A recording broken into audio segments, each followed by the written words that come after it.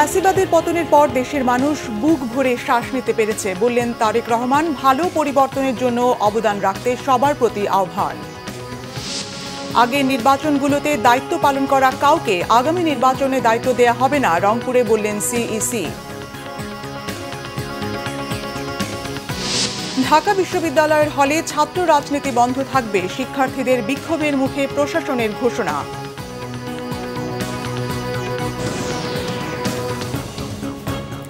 দেখছিলেন crown cement সংবাদ শিরোনাম।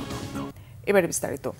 বিএনপির ভারপ্রাপ্ত চেয়ারম্যান তারেক রহমান বলেছেন, 5 আগস্ট ফ্যাসিবাদের পতনের পর দেশের মানুষ বুক ভরে শ্বাস নিতে পেরেছে। তিনি বলেন, দেশের মানুষ একটি ভালো পরিবর্তন চায়, সবাই মিলে একটু একটু অবদান রাখলেই তা সম্ভব। একই অনুষ্ঠানে অংশ নিয়ে বিএনপির মহাসচিব মির্জা ফখরুল ইসলাম আলমগীর বলেন, তারেক রহমানই দেশের আগামী প্রধানমন্ত্রী। আহমেদ সরার রিপোর্টে বিস্তারিত। শনিবার ডক্টরস অ্যাসোসিয়েশন অব বাংলাদেশ ড্যাবের জাতীয় সম্মেলনে সকালে লন্ডন থেকে ভার্চুয়ালি যুক্ত হন বিএনপির ভারপ্রাপ্ত চেয়ারম্যান তারেক রহমান। বক্তব্যের শুরুতেই বেগম খালেদা জিয়াকে চিকিৎসা সেবা দেওয়ায় তার চিকিৎসক দলের সদস্যদের প্রতি কৃতজ্ঞতা জানান তারেক রহমান। সামগ্রিকভাবে গোটা চিকিৎসক সমাজের কাছে আমরা অত্যন্ত কৃতজ্ঞ পরিবারের পক্ষ থেকে। বিগত 1 যুগেরও বেশি সময় ধরে বিরোধী দলীয় নেতা কর্মী, বিএনপি সহ অন্যান্য রাজনৈতিক দল, এমনকি ক্ষেত্র বিশেষে বহু সাধারণ মানুষ যারা কোনো রাজনীতির সাথে জড়িত নন, কিন্তু বিভিন্ন সময় বিভিন্ন অন্যায়ের প্রতিবাদ করেছেন এবং প্রতিবাদ করতে গিয়ে এই মানুষগুলো বিভিন্নভাবে শারীরিকভাবে লাঞ্ছিত বা আঘাতপ্রাপ্ত হয়েছেন। আমাদের নেতাকর্মীরা তো অবশ্যই হয়েছে। আমি সেই সকল নির্যাতিত মানুষ যাদেরকে আপনারা চিকিৎসা দিয়েছেন, ডাক্তার সমাজ, ড্যাবের সদস্যবৃন্দ চিকিৎসা দিয়েছেন, এই সকল মানুষগুলো, চিকিৎসাপ্রাপ্ত সকল মানুষের পক্ষ থেকে আপনাদেরকে আন্তরিকভাবে ধন্যবাদ জানাতে চাই। 1 বছর আগে বহুল প্রত্যাশিত একটি পরিবর্তন হয়েছে বাংলাদেশে। বাংলাদেশের মানুষ হঠাৎ করে, আমি একজন কার্ডিয়াক পেশেন্ট, সো আমার যখন অ্যাটাক হয়, যখন ক্লিয়ার হয়ে গেল আমার স্টেন্টিংটা করার পরে, তখন যেভাবে হঠাৎ করে দমটা ফিরে পেলাম আমি, যারা এখানে কার্ডিওলজিস্ট আছেন তারা বিষয়টি সম্পর্কে ধারণা আছে এবং অন্য যারা আছেন নিশ্চয়ই আপনাদেরও ধারণা আছে। ঠিক আমার কাছে মনে হয়েছে 5 তারিখে বাংলাদেশের মানুষ হঠাৎ করে বুক ভরে শ্বাস নিতে পেরেছে। 5 তারিখে সমগ্র জাতি, সমগ্র বাংলাদেশের মানুষ এই যে শ্বাস নিতে পেরেছে, তারপরে কিন্তু মানুষ কি চায়? মানুষ চায় সামনের দিনগুলো যাতে ভালো হয়। হ্যাঁ, বাস্তবতা হচ্ছে সাথে সাথে মুহূর্তে ভালো হবে না, এটি হচ্ছে বাস্তবতা। কিন্তু উদ্যোগ তো গ্রহণ করতে হবে, উদ্যোগ তো চেষ্টা করতে হবে।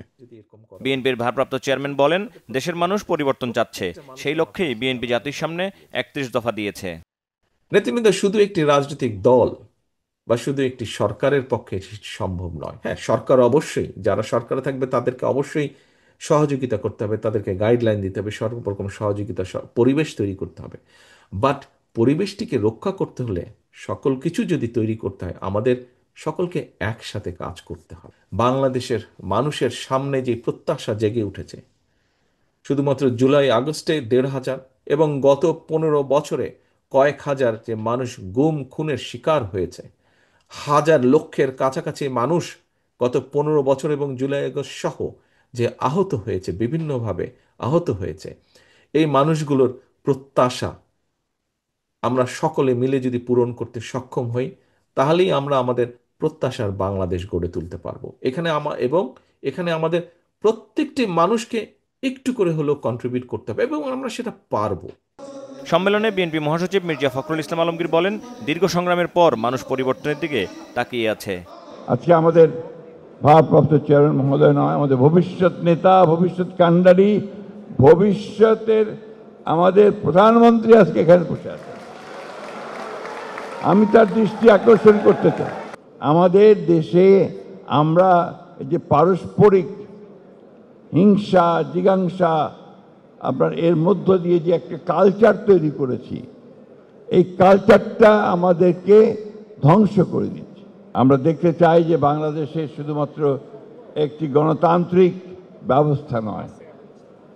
বাংলাদেশে শুধুমাত্র মানুষের ভোটের অধিকার নয়, বাংলাদেশের মানুষের স্বাস্থ্যের অধিকার, বেঁচে থাকার অধিকার, তার ভাতের অধিকার, অন্যের অধিকার সব কিছু নিশ্চিত করতে হবে। ড্যাব সদস্যরা জনগণের সামনে সুশৃঙ্খল গণতান্ত্রিক চর্চার উদাহরণ তৈরি করবেন বলে প্রত্যাশা বিএনপি নেতাদের। বাংলাদেশ জিন্দাবাদ। আহমেদ সরওয়ার, বাংলা ভিশন, ঢাকা। নির্বাচনী বিশৃঙ্খলা হলে পুরো আসনের নির্বাচন বাতিল করা হবে জানিয়েছেন প্রধান নির্বাচন কমিশনার এএমএম নাসিরউদ্দিন। জানান, আগের নির্বাচনগুলোতে দায়িত্ব পালন করেছেন এমন কাউকেই আগামী নির্বাচনে কোনো দায়িত্বে রাখা হবে না। সকালে রংপুরে ত্রয়োদশ জাতীয় সংসদ নির্বাচন সংক্রান্ত মতবিনিময় সভায় তিনি কথা বলেন। এ সময় সিইসি বলেন, গণ অভ্যুত্থানের পর দেশের আইনশৃঙ্খলা পরিস্থিতি ভেঙে পড়েছিল, এখন অনেকটাই স্বাভাবিক। যেহেতু দুর্বলতা আছে, নির্বাচনের আগেই তা শক্ত করা হবে। এছাড়া এবারের নির্বাচন হবে বিশ্বমানের। মানুষকে কেন্দ্রমুখী করতে জনসচেতনতামূলক কার্যক্রম হাতে নেওয়া হয়েছে। নির্বাচনে আস্থা ফেরাতে নেওয়া হবে সব ধরনের উদ্যোগ। রাজনৈতিক দলগুলোকে নির্বাচনমুখী হওয়ার আহ্বান জানান তিনি। এই দেশের লোকজন, আইনশৃঙ্খলা বাহিনী, প্রশাসনের লোকজন, তারপরে আপনার এই যে প্রিসাইডিং পুলিং অফিসার মিলে একটা সুন্দর নির্বাচন দিতে পারে, এই যে একটা মানুষের যে বিশ্বাস, আস্থা জায়গাটাকে সৃষ্টি করে দেওয়া, এটি একটা সবচেয়ে বড় চ্যালেঞ্জ হয়ে গেছে। আমরা ভাবছি যারা আগে এই ধরনের সাথে জড়িত ছিল তাদেরকে যথাসম্ভব ব্যবহার না করার বিষয়টি আমরা চিন্তা করছি। দেখবেন ইলেকশনের তারিখ দিনক্ষণ গণে আস্তে আস্তে ইনশাল্লাহ আমার বিশ্বাস অবস্থার আরও উন্নতি হবে। কোনো এক কনস্টিটিউয়েন্সিতে গোলমাল করলে একটা কেন্দ্র, দুইটা কেন্দ্র, একাধিক কেন্দ্র, পুরো কনস্টিটিউয়েন্সি বাতিল করে দেওয়ার ক্ষমতা আছে। যদি বেশি গোলমাল দেখি পুরো কনস্টিটিউয়েন্সি বাতিল করে দেবো যে তোমার ভোট বন্ধ। আওয়ামী লীগকে বাংলাদেশে নয়, কলকাতায় নির্বাচন করতে হবে বলে মন্তব্য করেছেন এবি পার্টির চেয়ারম্যান মুজিবুর রহমান মঞ্জু। বলেন, জনগণের ক্ষোভের মুখে দেশ থেকে পালিয়ে তারা কলকাতায় অফিস খুলেছে। রাজধানীতে ডিবেট ফর ডেমোক্রেসি আয়োজিত ছায়া সংসদ বিতর্ক অনুষ্ঠানে তিনি এসব কথা বলেন। এবি পার্টির চেয়ারম্যান বলেন, রাজনৈতিক দলগুলো ঐকমত্যের মধ্য দিয়ে নির্বাচন কমিশন গঠনের যে সিদ্ধান্ত নিয়েছে তা ইতিবাচক। বলেন, আগামী নির্বাচনে আইনশৃঙ্খলা বাহিনীর অবস্থান গুরুত্বপূর্ণ। বলেন, রাজনৈতিক দলকে লাল কার্ড দেখানোর ক্ষমতা না থাকলে এই কমিশন দিয়ে সুষ্ঠু ও গ্রহণযোগ্য করা সম্ভব নয়। নির্বাচন সুষ্ঠু না হলে ভয়াবহ সংকটের দিকে যেতে হবে। মুজিবুর রহমান মঞ্জু বলেন, জুলাই সনদে সই না করলে গণ অভ্যুত্থানের কিছু অর্জনের স্বীকৃতি মিলবে না। পিআর পদ্ধতি প্রসঙ্গে তিনি বলেন, চলমান ব্যবস্থা ব্যর্থ হয়েছে, কিন্তু পিআর পদ্ধতিতে সংখ্যাগরিষ্ঠ ভোট না পেলে সংসদ ঝুলে যেতে পারে। চিফ ইলেকশন কমিশন যখন বলেন যে সবাই যদি ফাউল খেলার নিয়ত নিয়ে নামে তাহলে আমরা তো খেলা চালাতে পারবো না, এটি ভেরি উইক একটা স্টেটমেন্ট। আপনি election commissioner, chief election commissioner, বাংলাদেশের যে কোনো নির্বাচন বাতিলের ক্ষমতা, সরকারি দল হোক, বিরোধী দল হোক, পাওয়ারফুল দল হোক, আপনি যদি লাল কার্ড দেখানোর ক্ষমতা না রাখেন তাহলে আপনি নির্বাচন পরিচালনা করার যোগ্য লোক না। আওয়ামী লীগের যারা লেসপেন্সার ছিল বা আওয়ামী লীগের যারা প্রার্থী ছিল, আমরা তো বেশিরভাগ লোকদেরকে দেখতে পাচ্ছি তারা গণহত্যার সাথে জড়িত। আমরা তো দেখতে পাচ্ছি তারা এই দেশ থেকে পালিয়ে গেছেন। আমরা তো দেখতে পাচ্ছি বাংলাদেশে অফিস না করে তারা কলকাতায় অফিস করছেন। তো তাদের তো বাংলাদেশে ইলেকশন করবেন কিভাবে? তাদের তো সামনে কলকাতায় ইলেকশন করতে হবে, বাংলাদেশে ইলেকশন করার তো তাদের আর কোনো স্কোপ নাই। শিক্ষার্থীদের আন্দোলনের মুখে ঢাকা বিশ্ববিদ্যালয়ের আবাসিক হলে ছাত্র রাজনীতি নিষিদ্ধ করেছে বিশ্ববিদ্যালয় প্রশাসন। 2024 সালের 17 জুলাই ছাত্র রাজনীতি নিষিদ্ধের যে ঘোষণা, সেটি বহাল রাখার ঘোষণা দিয়েছে ঢাবি প্রশাসন। ঢাকা বিশ্ববিদ্যালয়ের হলগুলোতে ছাত্র দলের কমিটি ঘোষণার প্রতিবাদে শুক্রবার মধ্যরাতে বিভিন্ন হলের শিক্ষার্থীরা বিক্ষোভ শুরু করেন। উপাচার্যের বাসভবনের সামনে অবস্থানের পর হলে ছাত্র রাজনীতি নিষিদ্ধের এই সিদ্ধান্ত জানায় বিশ্ববিদ্যালয় প্রশাসন। আল মাসুম সবুজের তোলা ছবিতে রকুনুজ্জামানের রিপোর্ট। মধ্যরাতে হলে হলে ছাত্র রাজনীতি নিষিদ্ধের দাবিতে আন্দোলনে নামেন ঢাকা বিশ্ববিদ্যালয়ের শিক্ষার্থীরা। গেট ভেঙে বের হয়ে আসেন রোকেয়া ও শামসুন্নাহার হলের ছাত্রীরা। ক্যাম্পাসে মিছিল করে জড়ো হতে থাকেন উপাচার্যের বাসভবনের সামনে। শিবিরের গুপ্ত কমিটি থেকে ছাত্রদলের কমিটি ঘোষণার বিরোধিতা সহ আবাসিক হলে ছাত্র রাজনীতি নিষিদ্ধের দাবি জানিয়ে স্লোগান দিতে থাকেন শিক্ষার্থীরা।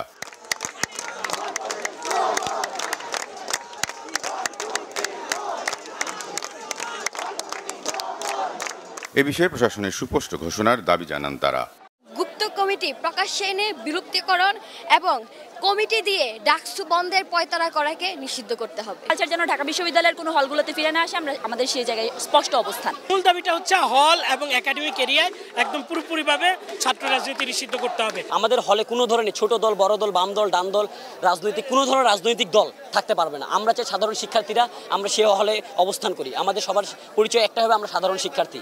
রাত 2:15 হলে ছাত্র রাজনীতির বিষয়ে বিশ্ববিদ্যালয় প্রশাসনের অবস্থান জানান উপাচার্য। বলেন, হল পর্যায়ে ছাত্র রাজনীতি নিয়ন্ত্রিত থাকবে। 17 তারিখে তোমরা ছাত্র রাজনীতি বিষয়ে নিষিদ্ধ করবার জন্য বা ছাত্র রাজনীতি হল কেন্দ্রিক করবার জন্য যে সিদ্ধান্ত নিয়েছো, সেই ব্যাপার আমি সেটা শেষ করতে দাও, সেই অনুযায়ী হল প্রশাসন সিদ্ধান্ত নিতে পারবে। এখন দ্বিতীয় যেটা পয়েন্ট সেটা হলো হলে কথা শেষ করতে দাও। তারপরে হলো ডাকসু কেন্দ্রিক যে কাজকর্ম, ডাকসু কেন্দ্রিক যে প্যানেল, ডাকসু কেন্দ্রিক যে কাজ করতে দিতে হবে। তবে হলগুলোতে ছাত্র রাজনীতি নিষিদ্ধের দাবিতে অনড় থাকেন শিক্ষার্থীরা।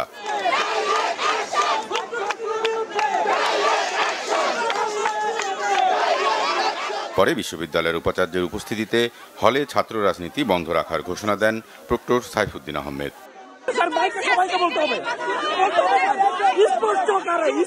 হল পর্যায়ে সকল রকমের প্রকাশ্য এবং গুপ্ত রাজনীতি 17 জুলাইয়ের ফ্রেমওয়ার্ক অনুযায়ী নিষিদ্ধ থাকবে। ঢাকা বিশ্ববিদ্যালয় কেন্দ্রীয় ছাত্র সংসদ ডাকসু নির্বাচনের আগে বিশ্ববিদ্যালয়ের পরিস্থিতি স্বাভাবিক রাখার কথা বলা হচ্ছে, কিন্তু তা কতটা সম্ভব তা নিয়ে আরও ভাবার প্রয়োজন বলে মনে করছেন সংশ্লিষ্টরা।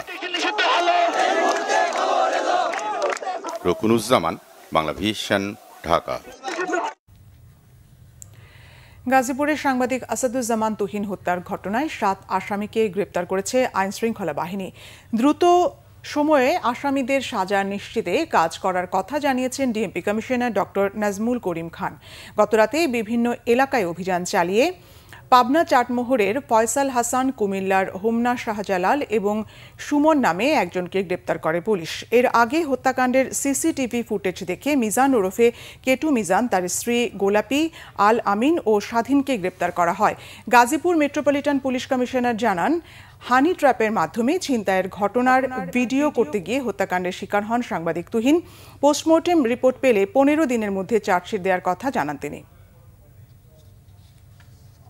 পুলিশ প্রশাসন থেকে আমরা সত্যি এটির জন্য আমরা খুবই দুঃখিত।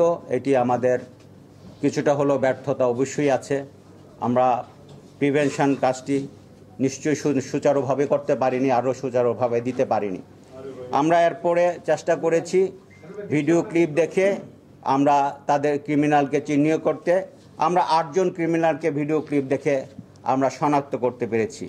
বিষয় কিন্তু তদন্ত এখনো চলমান রয়েছে। আমার মনে হয় যে যথাসময়ে এগুলো সব জানা যাবে। স্বাধীন কি পেশাদার ছিনতাইকারী চক্রের সদস্য কিনা?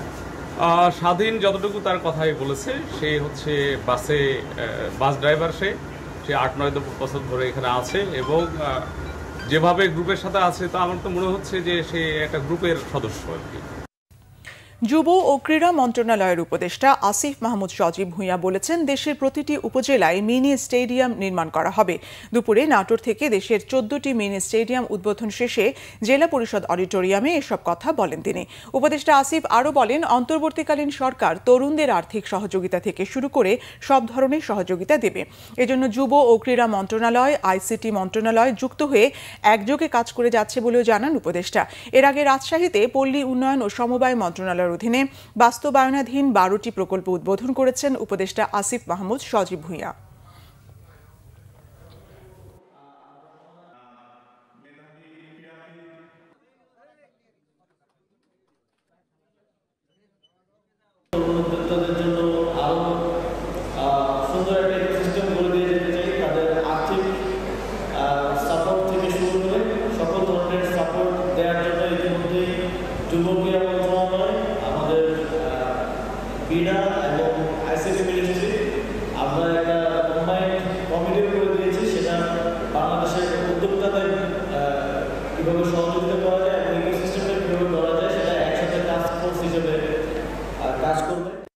বাংলাদেশ আনসার ভিডিপি উন্নয়ন ব্যাংকের ব্যবস্থাপনা পরিচালক ও মহাব্যবস্থাপকের বিরুদ্ধে পদোন্নতি প্রক্রিয়ায় গুরুতর অনিয়ম, জালিয়াতি, জ্যেষ্ঠতা লঙ্ঘন ও চরম দুর্নীতির অভিযোগ এনেছে প্রতিষ্ঠানটির বিভিন্ন পর্যায়ের কর্মকর্তা-কর্মচারীরা।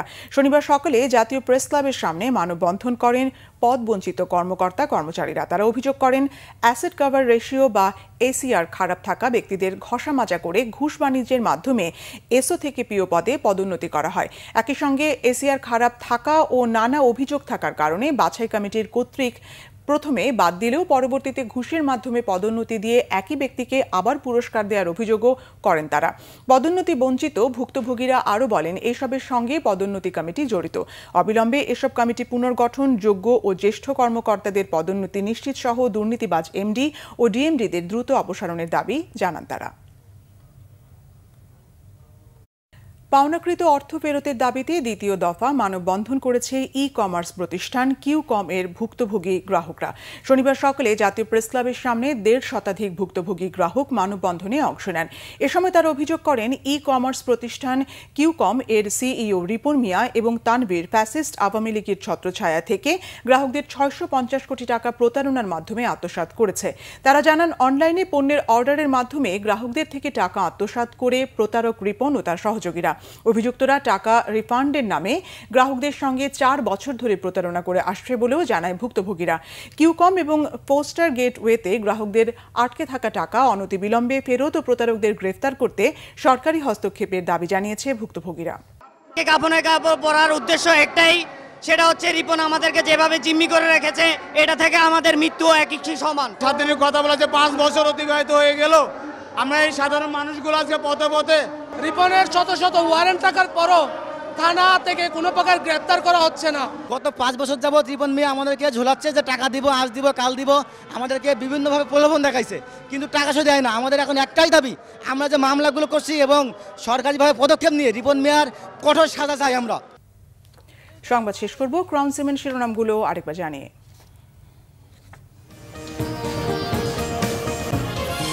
ফ্যাসিবাদের পতনের পর দেশের মানুষ বুক ভরে শ্বাস নিতে পেরেছে বললেন তারেক রহমান। ভালো পরিবর্তনের জন্য অবদান রাখতে হবে সবার প্রতি আহ্বান। আগের নির্বাচনগুলোতে দায়িত্ব পালন করা কাউকে আগামী নির্বাচনে দায়িত্ব দেওয়া হবে না, রংপুরে বললেন সিইসি। ঢাকা বিশ্ববিদ্যালয়ের হলে ছাত্র রাজনীতি বন্ধ থাকবে, শিক্ষার্থীদের বিক্ষোভের মুখে প্রশাসনের ঘোষণা।